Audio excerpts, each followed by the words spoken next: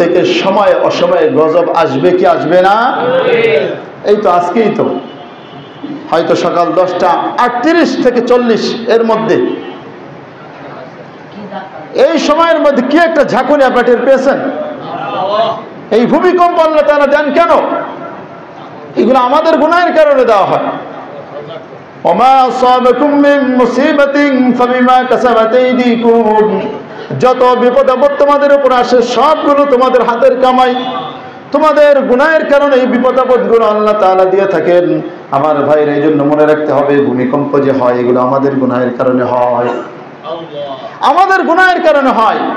আজ মানুষ আল্লাহকে ভুলে দুনিয়া নিয়ে ব্যস্ত, আজ মানুষ আল্লাহকে ভুলে গুনাহের মধ্যে লিপ্ত।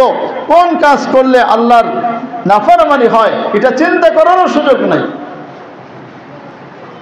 লম্বা হাদিসের মধ্যে এসেছে যে বান্দা যখন প্রকাশ্য অশ্লীলতার মধ্যে ছড়িয়ে পড়ে, জিনা ব্যভিচারের মধ্যে ছড়িয়ে পড়ে, গান বাজনার মধ্যে ছড়িয়ে পড়ে, সমাজে যখন প্রকাশ্যে অশ্লীলতা চলে, বাধা দেওয়ার কেউ নাই, তখন আল্লাহর পক্ষ থেকে গজব নাজিল হয়। খাসাফুন ওয়া মাসখুন ওয়া কাযফুন, নবীজি বলেন যে তাদের উপর ভূমিধস হয়, ভূমিকম্প হয়, তাদের চেহারা বিকৃত করার মতো এই শাস্তি তাদের উপর নেমে আসে। আমার ভাইরা, এজন্য সমাজে আজ এই যে ভূমিকম্প আমরা দেখি, এটা কেন? এই সমাজের অশ্লীলতার কারণে, প্রকাশ্য গুনার কারণ। আমরা মনে করি ওরা করতেছে করুক, আমি তো আর করতেছি না, কিন্তু বাঁচার সুযোগ নাই। আপনি যদি নিষেধ না করেন আপনারও বাঁচার সুযোগ নাই। এই মহল্লায় তো মাশাআল্লাহ মনে হয় কোনো জায়গায় গান বাজনা হয় না, কি বলেন? কোনো জায়গায় জিনা ব্যভিচার হয় না, অবৈধ প্রেম সম্পর্কেও এই এলাকার যুবকরা হয়তো করে না। তাহলে কেন এই ধরনের গজব আমাদের উপর আসে? এই গজব থেকে কি আজকে কেউ কি বাকি আছে? কি বলেন? কোন মুমিন, সে আলেম হোক আর জাহেল হোক, কেউ বাকি আছে আজকে? সবাই টের পেয়েছে। আল্লাহ তাআলা এটা তো সামান্য একটা ভূমিকা স্বরূপ দেখিয়ে দিচ্ছেন। আল্লাহ তাআলা আমাদেরকে সজাগ করতে চান যে এটাতে হালকা একটা ঝাঁকুনি দিলাম। আমরা এই ভূমিকম্প সম্পর্কে জানি, এই তো বেশি দিন আগের না, 2-1 বছর আগেই তো আমরা শুনেছি দুবাইতে কি ধরনের ভূমিকম্প হলো। আরো কয়েক বছর আগে নেপালের মধ্যে কি পরিমাণ ভূমিকম্প হয়ে সবকিছু একদম নস্যাৎ করে দিয়েছে মিনিটের মধ্যে, সেকেন্ডের মধ্যে। আজকে কয় সেকেন্ড হয়েছে? হয়তো সর্বোচ্চ 10 থেকে 15 সেকেন্ড পর্যন্ত হয়তো স্থায়ী ছিল এই ভূমিকম্পটা, কিন্তু মনে হয়েছে যে কিভাবে ঝাঁকুনি শুরু হয়ে গেছে। আল্লাহ তাআলা চাইলে এই মুহূর্তের মধ্যে সব ধসিয়ে দিতে পারেন। তোমার কিসের অহংকার, কিসের গর্ব, কিসের তোমার সম্পদ, মুহূর্তের মধ্যে তোমার সব কিছু মাটিতে মিশিয়ে দিতে যিনি পারেন তিনি কে? আল্লাহ। আমার ভাইরা, এজন্য সজাগ থাকতে হবে, এখনো সতর্ক হতে হবে। আজ এই ময়দান থেকে আমরা তওবা করে যাই, আজ থেকে কোনো প্রকাশ্য কোনো গুনাহে আমরা লিপ্ত হব না। এই সমাজে কোনো গান বাজনা চলবে না। হাদিসের মধ্যে স্পষ্ট নবীজি সাল্লাল্লাহু আলাইহি ওয়াসাল্লাম বলেন, যেখানে কোনো গায়িকা নর্তকী নিয়ে নাচ গান করা হয় সেই এলাকায় ভূমিকম্প হবে। যেখানে আমানতের মালকে মানুষ লুটের মাল মনে করে, আরেকজনের মালকে নিজের মাল মনে করে লুট করে নেয়, যাকাতকে যখন মানুষ জরিমানা মনে করে, তখন তাদের উপরে ভূমিকম্প, এই ভূমিধস তাদের উপর আসবে। নবীজি সাল্লাল্লাহু আলাইহি ওয়াসাল্লামের হাদিস। আজকে এই সমাজে কি কোনো বীর পুরুষ নাই যেখানে এসে ঘোষণা দিবে যে এই সমাজে কোনো ধরনের কোনো অশ্লীলতা, কোনো গান বাজনা প্রকাশ্যে চলবে না? যদি আমরা এতটুকু দিতে না পারি, এতটুকু যদি আমরা করতে না পারি, তাহলে কিসের মুসলমান আমরা, কিসের আমরা পুরুষ? আজ আমরা নামাজ পড়ি, নিজে নামাজ পড়ি, আমার সন্তান নামাজ পড়ে না, আমার স্ত্রী নামাজ পড়ে না, আমার প্রতিবেশী নামাজ পড়ে না, আমার কোনো খোঁজ খবর নাই। আমি 5 ওয়াক্ত নামাজ পড়ি, আমার স্ত্রী পর্দায় থাকে না, আমার মেয়ে পর্দায় চলে, আমার মেয়ে অবৈধ সম্পর্কের মধ্যে থাকে, আমার ছেলে মাদক গ্রহণ করে, আমার ছেলে জিনা ব্যভিচারের মধ্যে লিপ্ত, আমার ছেলে প্রকাশ্য গান বাজনা করে মানুষকে কষ্ট দেয়, আমার খবর নাই। কি হবে তোমার কপালে সিজদার দাগে? কোনো কাজ হবে না। তুমি সিজদা দিতে দিতে যদি তোমার কপাল ফাটায় ফেলো, কাজ হবে না। এই নামাজ দিয়ে, এই ইবাদত দিয়ে জান্নাতে যাওয়া সম্ভব না। আগে তোমার পরিবার ঠিক করো, তোমার সমাজ ঠিক করো। ইসলামী শরিয়াত এটা কোনো ব্যক্তিগত নয়, বরং ব্যক্তিগত জীবন থেকে নিয়ে পারিবারিক জীবন, সামাজিক জীবন, রাষ্ট্রীয় জীবন পর্যন্ত ইসলামী শরীয়তের সকল দিক নির্দেশনা আল্লাহ তাআলা দিয়ে দিয়েছেন। আজ আমরা শরীয়তকে আলাদা করে ফেলেছি, মসজিদের মধ্যে সীমাবদ্ধ করে দিয়েছি। মসজিদের মধ্যে আমরা এই বয়ান করি, বয়ান শুনি, কিন্তু মসজিদের বাইরে গেলে ঠিকই আমার ঘরে গান বাজনা চলে, ঠিকই আমার মেয়ের বিবাহের সময় গান বাজনা চলে, আমার ছেলের বিবাহের সময় গান বাজনা চলে, প্রকাশ্যে আমরা অশ্লীলতা করি, মাদক গ্রহণ করা হয়। অথচ এর বিরুদ্ধে কোনো একজন বীর পুরুষ দেখলাম না যে তারা এটার বিরুদ্ধে ঝাঁপিয়ে পড়বে, অথবা গ্রহণযোগ্য কোনো একটা পদক্ষেপ কাউকে নিতে দেখলাম না।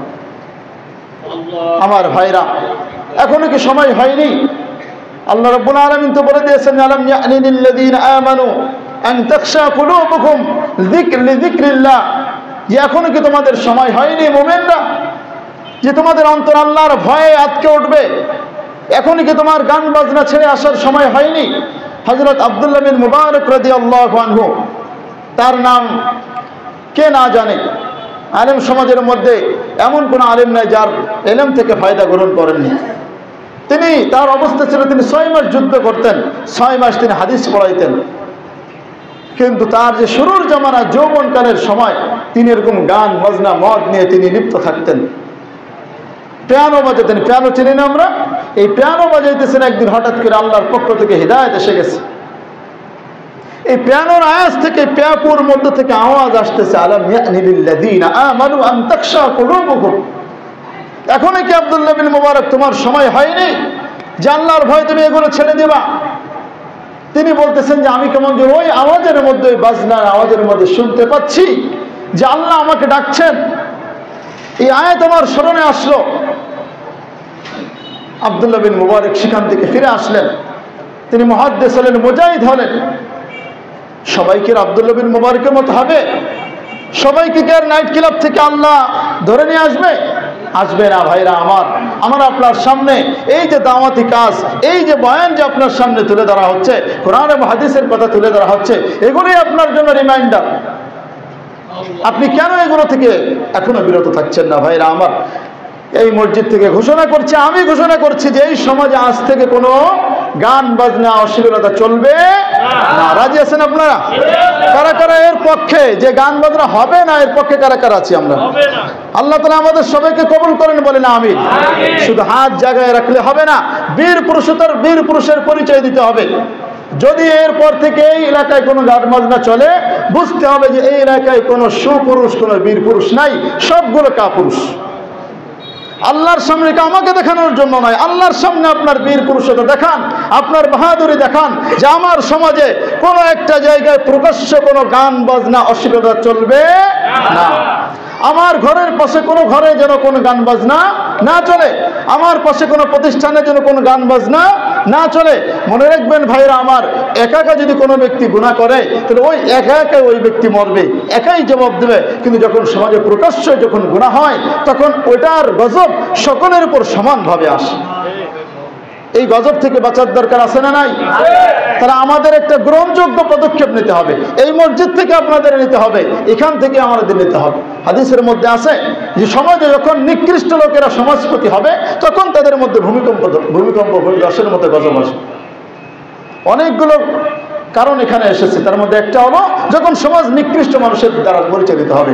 আজ সমাজ নিকৃষ্ট মানুষের দ্বারা পরিচালিত হচ্ছে বলেই এই ধরনের গুনাহের কাজ চলতেছে, জিনা ব্যভিচার চলতেছে, কোনো প্রতিকার নাই, জুলুম চলতেছে, মানুষের সম্পদ লুণ্ঠন হচ্ছে, মানুষকে অন্যায়ভাবে তার প্রতি তার সম্পদ কেড়ে নিচ্ছে, তার ইজ্জত কেড়ে নিচ্ছে, অথচ এর কোনো প্রতিকার নাই। চাঁদাবাজি, টেন্ডারবাজির শেষ নাই, কিন্তু এর কোনো প্রতিকার আমরা দেখছি না, আমরা করার কোনো পদক্ষেপ করছি না, কোনো পদক্ষেপ গ্রহণ করছি না। আমার ভাইরা, পদক্ষেপ গ্রহণের সময় এসেছে। আল্লাহ তাআলা আজকে আপনাদের এই ভূমিকম্পের মাধ্যমে আমাদেরকে আল্লাহ তাআলা একটু সতর্ক করতেছেন যে বান্দা, সময় হয়েছে তোমাদের, এখনো সতর্ক হও। এখনো যদি সতর্ক না হও, তোমার সামনে কিন্তু ভয়াবহ বিপদ তোমার সামনে আছে। ঈমান নিয়ে মরতে পারবা না, তোমার সামনে তোমার সন্তান মরবে, একটা টু শব্দ করতে পারবা না, বেঈমান হয়ে মারা যেতে হবে।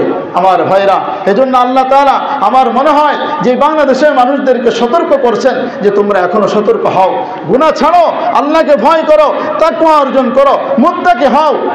তোমার পরিবারকে বাঁচাও।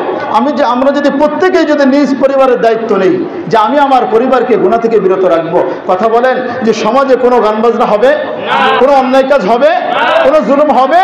কোনো জুলুম হবে না। প্রত্যেকে নিজ পরিবারের দায়িত্ব নিতে হবে যে আমার পরিবার থেকে যেন আমার মেয়ে যেন বেপরদায় না বের হয়, আমার বউ যেন বেপরদায় না বের হয়। অত্যন্ত গুরুত্বপূর্ণ বিষয়। মসজিদে আমরা নামাজ পড়তে আসি, হাই কি অবস্থা, আমার মেয়ে বেপরদায় কিভাবে চলে, আশ্চর্য। আমার ছেলে নামাজ না পড়ে ঘুমিয়ে থাকে, নাতি নাতনি হয়ে গেছে, তারপরও আমার ছেলে আমার বৌমা নামাজ পড়ে না, আমার স্ত্রী নামাজ পড়ে না। তোমার এই মসজিদে সে কোনো লাভ নাই, এগুলো দিয়ে জান্নাতে পার হইতে পারবা না ভাইরা আমার।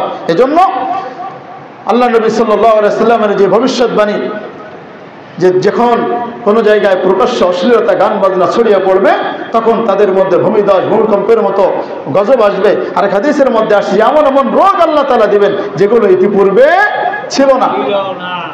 এজন্য আমাদের এই সমাজ থেকে প্রকাশ্য সব ধরনের অশ্লীলতা বন্ধ করার পদক্ষেপ গ্রহণ করার দায়িত্ব আপনাদের। আমি দেখতে চাই অবিলম্বে যেন খুব দ্রুতই যেন এর জন্য একটা কমিটি গঠন করা হয়। প্রয়োজনে মসজিদ কমিটি যারা আছেন তারাই পদক্ষেপ নেবেন আগে, তারপরে দেখা যাবে যে ইনশাআল্লাহ এই সমাজে কোনো ধরনের কোনো দুর্নীতি হবে না ইনশাআল্লাহ। আল্লাহ তাআলা আমাদের সকলকে তৌফিক দান করেন, আমিন। আখির দাওয়ানা আলহামদুলিল্লাহি রাব্বিল আলামিন।